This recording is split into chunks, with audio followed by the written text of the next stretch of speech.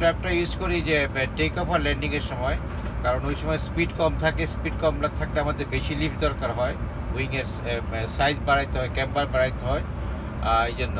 তো আমরা ল্যান্ডিং 15 ফ্ল্যাপও করতে পারি, আমরা 0 ফ্ল্যাপও করতে পারি, সেক্ষেত্রে আমাদের স্পিড বাড়াইতে হয় একবার কিউআর যে রেফারেন্স যেভাবে বলা আছে। আর অটো পাইলট সম্বন্ধে সেটা বলতে হয়। অটো পাইলটটা হচ্ছে যে আমাদের এখানে যে অটো পাইলটের সুইচটা আছে, আমরা টেক ওভার পরে একটা সুইটেবল পজিশনে আমরা অটো পাইলটটাকে নর্মালি অন করি। এখানে সুইচ যে দেখা যায় যে অটো পাইলটটা আছে, তো আমাদের যে অটো পাইলটটা আছে এখানে প্রেস করলে আমরা অটো পাইলটটা দিলে মেইনলি হচ্ছে যে আমাদের এখানে যে